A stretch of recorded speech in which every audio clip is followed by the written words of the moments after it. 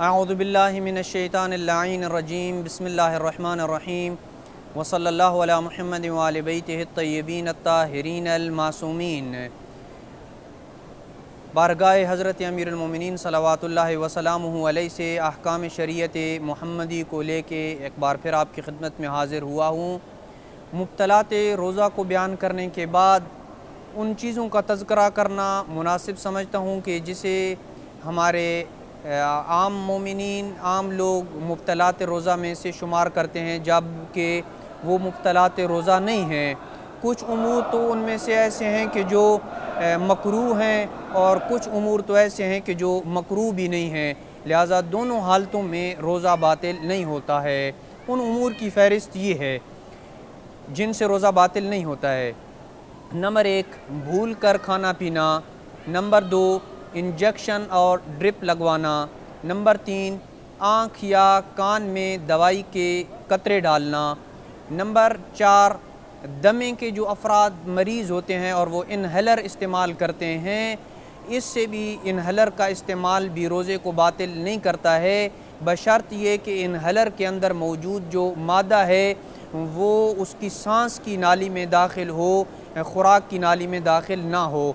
5, सीने या सर की बलगम अगर मुंह में आ जाए तो इंसान के लिए मुस्तहब है कि वो उसे ना निगले, और तो उससे भी रोज़ा बातिल नहीं होता है। और अगर सीने या सर की बलगम मुंह में आ जाए तो तब भी रोज़ा बातिल नहीं होता है। छठी चीज़ मिसवाक करना, इससे भी रोज़ा बातिल नहीं होता है। लेकिन अगर मिसवाक को एक बार मुंह से निकाला जाए और उस पर तरी लगी हो तो दोबारा मुंह में न ले जाएं। अगर उसी मिसवाक को दोबारा मुंह में ले जाएं और उस पर लगी रतूबत को निगल लें तो रोज़ा बातिल हो जाएगा। मगर ये कि उसी मिसवाक को दोबारा मुंह में ले जाने के बाद मुंह में मौजूद लआब को बाहर थूक दे या मिसवाक पे लगी तरी लआब दहन के साथ घुल मिलकर ख़त्म हो जाए तो भी कोई हरज नहीं है, रोज़ा बातिल नहीं होता है। 7वीं चीज़ जिससे रोज़ा बातिल नहीं होता है वो है लआब दहन का निगलना। अगरचे किसी तुर्श चीज़ जैसे लेमून वग़ैरह है उसके तसव्वुर करने और उसको याद करने से मुंह में पानी ही क्यों ना आ जाए और उसे इंसान आगे निकल जाए तो भी उससे रोज़ा बातिल नहीं होता है। बच्चे या परिंदे के लिए ग़िज़ा का चबाना या ग़िज़ा का चखना ये भी रोज़े के बुतलान का मूजिब नहीं बनता है, बशर्त ये कि गले तक ना पहुँचे या बग़ैर कसद या भूले के हलक में चला जाए तो भी रोज़ा बातिल नहीं होता है। सर को पानी में डबोने से भी रोज़ा बातिल नहीं होता है, जिसको हमने मुब्तलात रोज़ा में ज़िक्र किया है, अगरचे मकरूह है। रोज़े की हालत में एहतिलाम का हो जाना, अगर कोई शख्स दिन को सोया हो और उसे एहतिलाम हो जाए तो उससे रोज़ा बातिल नहीं होता है।